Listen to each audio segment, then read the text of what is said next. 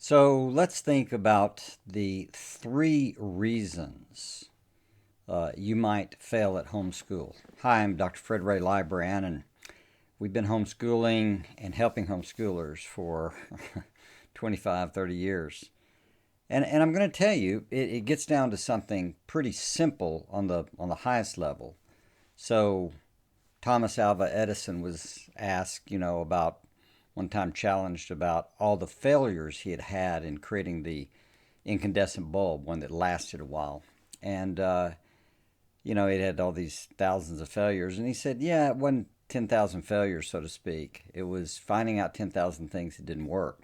So I don't want to miss for you or miscommunicate the fact that you could just honestly be in the process of learning, and that's great. But you're even smarter to learn from people who have gone ahead of you. And that's what I want to share. Look, there are three reasons your homeschool will fail. I'm going to tell you there are three. But before I get to the summary of the three, I just want to tell you kind of a quick list my wife and I came up with. So I had heard this morning, I had Jody say, so you come up with three reasons it'll fail, and I'll come up with reasons it'll fail, and we'll see what we put together. So here's how it goes. Jody, she mentioned competing with the school system. So if you're trying to make your homeschool just like real school when they have big buildings, lots of teachers, and all the resources, you're going to fail because you're competing against something that isn't going to work in a home context.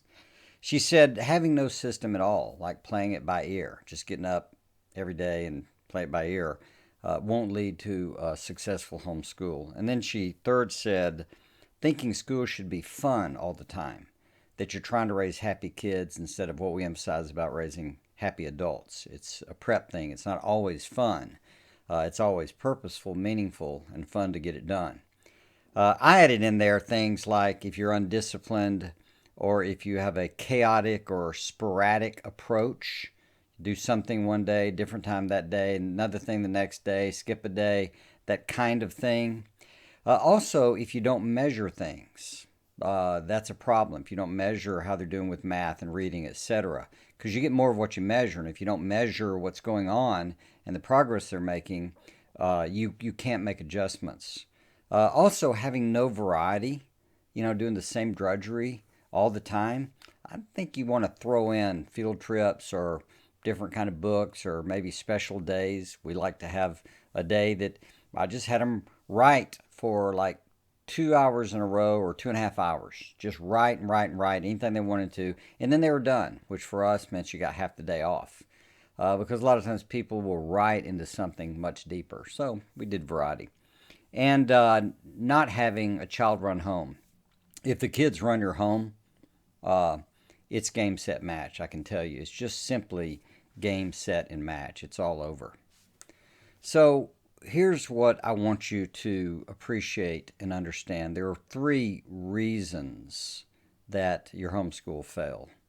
And that is your goal won't work, your plan won't work, or you won't work. That's about all there is.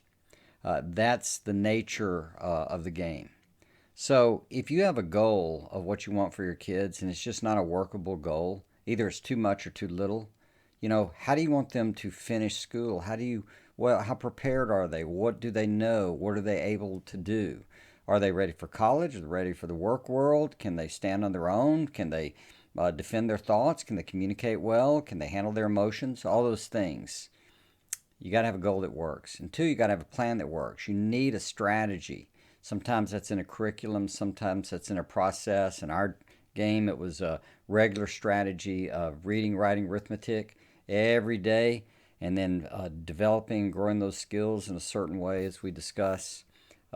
That's a plan that would work. And there are other plans that will work. But if you have a plan that will not work, it won't matter. And then the third thing is you won't work, which means you have a good goal, you have a good plan, but if you don't follow it, don't do it, you probably don't need to be homeschooling because it guarantees, that lack of execution, even on a good plan, means game, set, match for you. So, those are the three reasons your homeschool will fail. And hope you take it to heart. Also, we have free gifts to really get you going. If you look below, there's a link, or you can just go to independenthomeschool.com and you'll find those 3 gifts there. I think they'll be a big help.